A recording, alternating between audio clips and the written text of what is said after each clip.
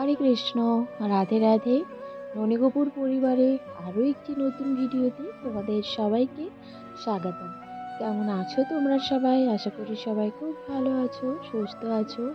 তো বন্ধুরা, আমি প্রতিদিনই এখন চেষ্টা করছি তোমাদের সাথে গোপাল সোনাদের সুন্দর সুন্দর ছোটোখাটো নতুন লীলা কথা শেয়ার করার বা তোমাদেরকে শ্রবণ করানোর। অনেক মাতাজি আছেন, ওনারা আমার সাথে, আমার গোলুবাবুর পরিবারের সাথে অনেক ছোটোখাটো লীলা শেয়ার করছেন। তো সেগুলো আমি তোমাদের সাথে প্রতিদিন চেষ্টা করছি একটা একটা ছোটোখাটো দুষ্টু মিষ্টি লীলা আমাদের প্রিয় গোপাল সোনার তুলে ধরার। তো বন্ধুরা, আজকে তোমাদের সাথে শেয়ার করব একটি মাতাজির সুন্দর একটি ছোট্ট লীলা কথা। তো চলো দেরি না করে শুরু করা যাক। একজন মাতাজি আমাকে ফোনে বললেন যে উনি নাকি গোপাল সোনার সেবা প্রতিদিনই দেখতেন ফোনে। আর ওনার পাশের বাড়ির একজন ছিলেন, ওনার কাছে নাকি গোপাল সোনা ছিল। তো ওনার কাছে সেবা দেখতেন, তো ওনার ভীষণই ভালো লাগতো। ওনার মনের মধ্যে গোপাল সোনাকে বাড়িতে নিয়ে আসার ভীষণই একটা আশা জাগে। তো কিন্তু ওনার হাজব্যান্ডের পছন্দ ছিল না যে উনি গোপাল সোনার সেবা করুন, তাই তো ওনার মনের মধ্যে ভীষণই একটা প্রবণতা ছিল যে উনি কবে বাড়িতে গোপাল সোনাকে নিয়ে আসবেন। কিন্তু কোনো মতে উনি গোপাল সোনাকে বাড়িতে নিয়ে আসতে পারছিলেন না, কারণ ওনার স্বামী চাইছিলেন না যে গোপাল সোনাকে বাড়িতে নিয়ে আসতে। তো তারপর তারপর আমাদের ছোট্ট গোপাল সোনা করলো একটি সুন্দর লীলা। তো চলো তোমাদের শ্রবণ করাই। পাশের বাড়ির যে গোপাল সোনা ছিল, ওই গোপাল সোনাদেরই বাড়িতে কিছু অসুখ চলাকালীন উনি গোপাল সোনাকে ওনার কাছে, সেই মাতাজির কাছে রেখে দিয়ে যান।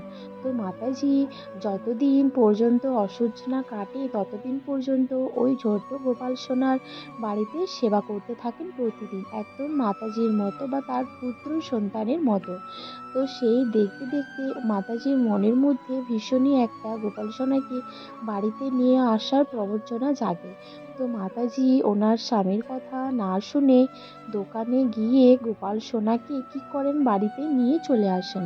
বাড়িতে তো নিয়ে এসেছেন, তারপর নিয়ে আসার পরে যখন গোপাল সোনাকে নিয়ে আসেন, তারপর ওনার স্বামী ভীষণই রেগে গিয়েছিলেন যে আমি বাধা দেওয়ার কাজ সত্ত্বেও তুমি কেন গোপাল সোনাকে বাড়িতে নিয়ে এসেছো?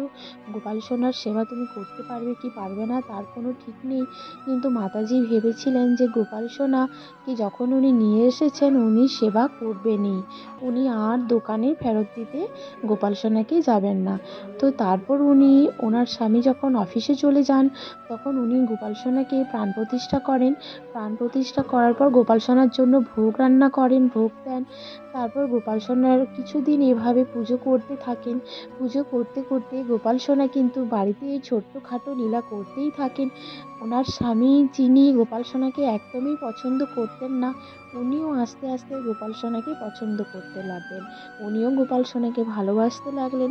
যিনি বলেছিলেন যে গোপাল সোনাকে বাড়িতে নিয়ে আসার দরকার নেই, উনি নাকি গোপাল সোনার জন্য এখন নতুন নতুন পোশাক, গোপাল সোনার শৃঙ্গারের আসবাবপত্র, গোপাল সোনার জন্য লাড্ডু ভোগ, গোপাল সোনার জন্য ফুলের শৃঙ্গার সমস্ত ব্যবস্থাই নাকি এখন উনি করেন। অফিস থেকে আসার পথে নাকি গোপাল সোনার জন্য প্রতিদিনই উনি লাড্ডু মিষ্টি নিয়ে আসেন। তো বন্ধুরা, আজকের ছোট্ট একটি ভিডিও তোমাদের কেমন লাগলো আর আমাদের গোপাল সোনার ছোট্ট লীলা কথাটি তোমাদের কেমন লাগলো অবশ্যই তোমরা কমেন্ট বক্সে গিয়ে জানিও। আর এরকম সুন্দর সুন্দর লীলা কথা শ্রবণ করার জন্য ননীগোপুর পরিবারটা কিন্তু সাবস্ক্রাইব করে দিও। সবাই ভালো থেকো, সুস্থ থেকো, সবাইকে রাধে রাধে।